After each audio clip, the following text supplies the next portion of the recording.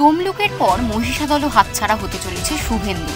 কয়েকদিন আগে হওয়া তমলুকের সমবায় নির্বাচনে নন্দীগ্রাম ছাড়া বাকি সমস্ত জায়গায় ধরাশায়ী হয়েছে বিজেপি। শুভেন্দুর গড়ে রীতিমতো মুখ থুবড়ে পড়েছে কেন্দ্রীয় শাসক দল। এবার পালা মহিষাদলের সমবায় নির্বাচনের। মহিষাদলের কালিকাকুণ্ডু বক্সিচক সমবায় সমিতির নির্বাচনে মনোনয়ন জমা দেওয়ার শেষ দিন ছিল বুধবার।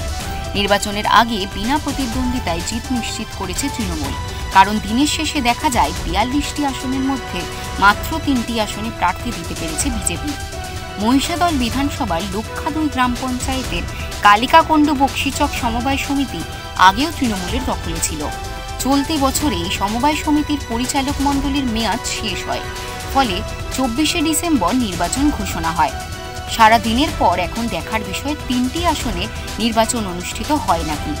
এ বিষয়ে তৃণমূলের মহিষাদল ব্লকের সভাপতি সুদর্শন মাইতি বলেন, এর থেকে প্রমাণ হলো বিজেপি তার পায়ের তলার মাটি হারাচ্ছে। লোকসভা নির্বাচনে মানুষকে অনেকটা ভুল বোঝানো হয়েছিল, মানুষ সেই ভুলে ট্যাপে পা দিয়েছিল। কিন্তু এখন লোকসভা নির্বাচনের পর দেখছে যে ওরা যা যা বলছিল সমস্তটাই মিথ্যে কথা। আজকে লোকসভার যিনি প্রার্থী হয়েছিলেন তিনি কখনো এখানে আসেননি।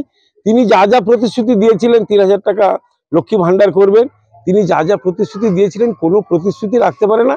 মানুষ সে জায়গায় বুঝতে পারছে যে এদের ভাঁওতার পিছনে না থেকে যারা আজকে মমতা বন্দ্যোপাধ্যায়ের পাশে আছে এবং মমতা বন্দ্যোপাধ্যায়ের যে উন্নয়নের জোয়ার, সেই উন্নয়নের জোয়ারকে তারা আজকে মেনে নিয়েছে, বিশ্বাস করেছে। এই কারণেই আজকে বিজেপিতে দাঁড়ানোর মতো লোক নেই।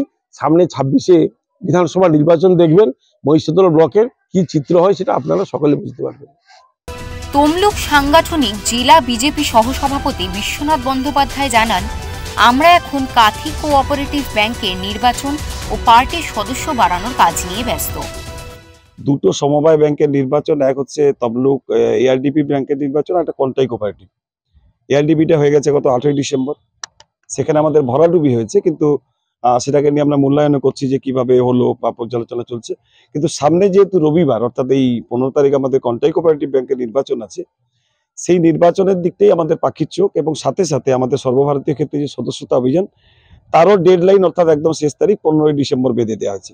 তো যে কারণে সভাপতি কর্মীরা আমরা তাকে নিয়েই ব্যস্ত আছি।